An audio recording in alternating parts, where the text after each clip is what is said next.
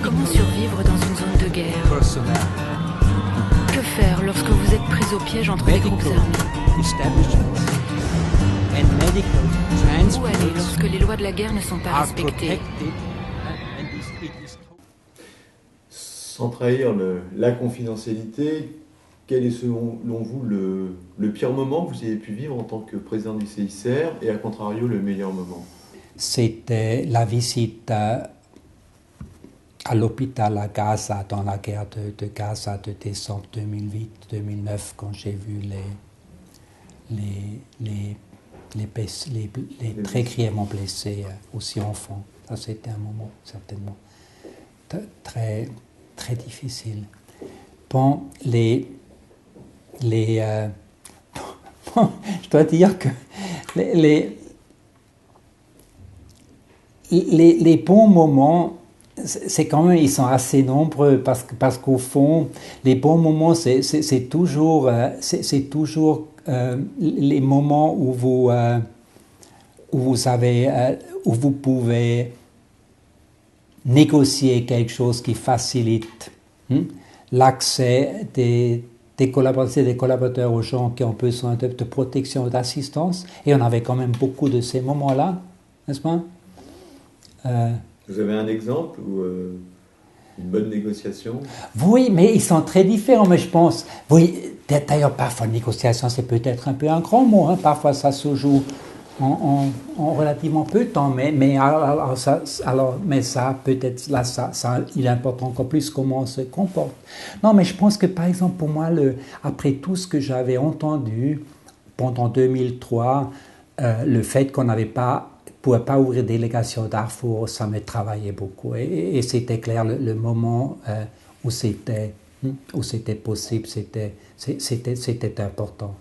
Ou par exemple, il y avait, oui, un des moments, maintenant je sens, c'est un peu arbitraire, mais ça montre un peu le genre d'exemple. En 2002, c'était pratiquement bloqué, la libération des prisonniers de guerre et des internés entre l'Éthiopie et l'Érythrée, parce que chacun demandait la réciprocité, et on m'avait fait comprendre qu'il fallait essayer, mais que les chances étaient très petites, et qu'il fallait que je fasse un train de démarche, par. Et moi j'avais trouvé, non, j'essaye, pas de train de démarche, j'essaye. Après ça, c'était réussi. Le CICR a lancé cet été, le 12 août, à l'occasion de l'anniversaire des conventions de Genève, une campagne qui va durer 4 ans, soins de santé en danger, Healthcare in Danger. Durant ces 4 années, on va aussi avoir les 150 ans du CICR, puis l'année suivante, les 150 ans des conventions de Genève. Pourquoi maintenant essayer de mettre l'accent sur cette problématique des soins de santé en danger? Je pense que ces dernières années, les situations où la mission médicale n'a pas été respectée par des parties en conflit.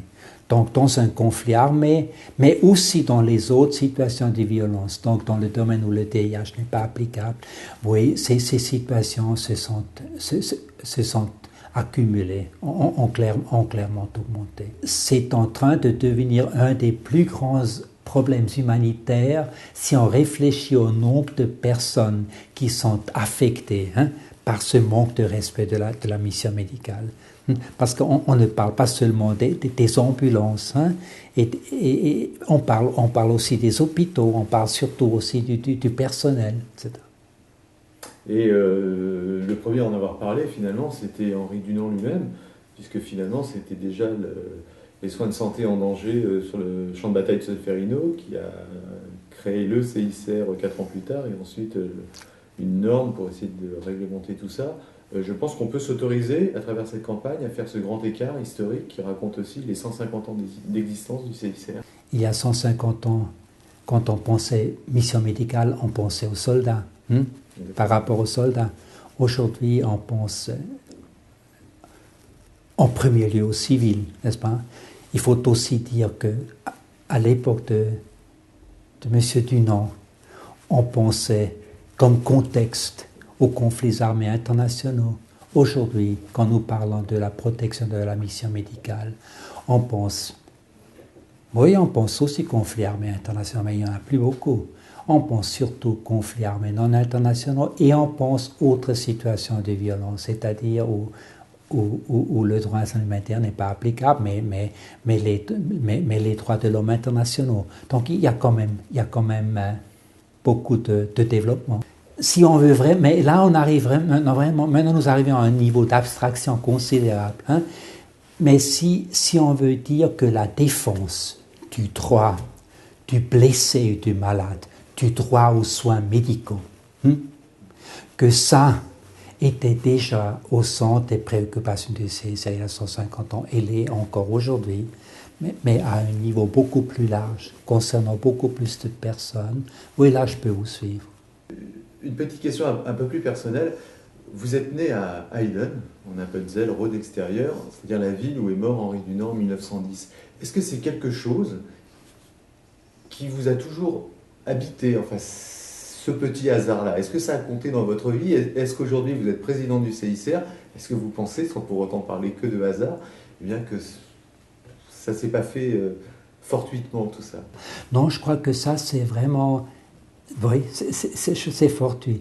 Cela dit, c'est vrai, c'est intéressant de voir que, en fait, oui, c'est intéressant simplement de constater, mais encore une fois, pour moi, voilà, on est au clair, c'est le hasard. Mais c'est vrai, c'est intéressant de voir qu'on passe son enfance au village où il a passé presque un quart de sa vie, hein, donc les 20 dernières années où il a été réhabilité, tout partait de la réhabilitation de l'homme, de la reconnaissance de son œuvre. Vous êtes né dans l'hôpital où il a vécu 20 ans, votre maison est à côté de ce qui est aujourd'hui le parc Henri Dunant. Oui, c'est intéressant.